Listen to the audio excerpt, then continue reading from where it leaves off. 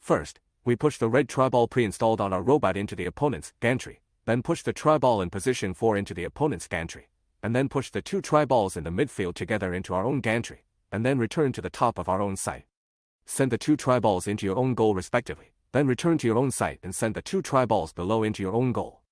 Then the robot goes to the introduction area in the lower right corner, sends the triball into the goal, and then puts the triball and the red square into the goal.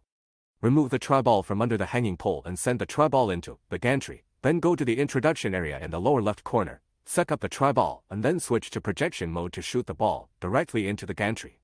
We repeated this action 3 times to make the ejection. The reason is because this will save time. Then switch to the triball suction mode and then go to the upper left corner of the introduction area to suck the triball, then switch to the shooting mode and shoot the triball into the gantry.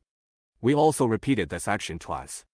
Then we go to the introduction area on the upper left again, drop the triball and walk along the bottom of the blue hanging pole above, and push the triball under the blue hanging pole through our own site.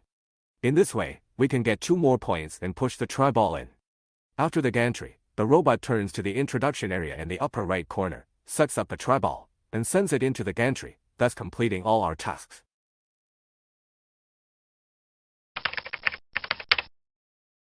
Our set of programming uses the angle formula in physics to calculate the angle.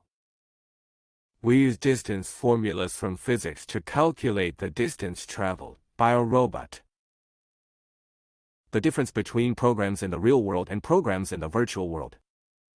Compared with the VEXcode drive program in a virtual environment, when used on a real machine, we need to bypass the built-in forward control program and create a custom drive program to walk a small amount of steps in each cycle. When the distance reaches the endpoint, each small link will make a prediction for the next moving link.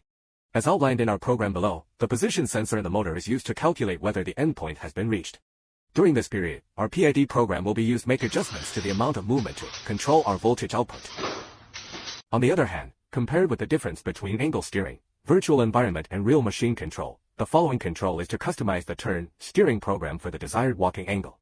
Generally, GPS or inertial sensors can be used to detect the robot's movement, steering angle and position value, and at the same time making predictions for the next steering movement in each link.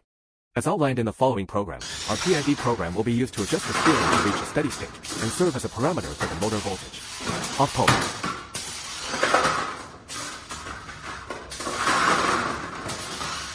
But in the virtual world, as long as I write an angle, it must turn to that angle, regardless of voltage and other factors.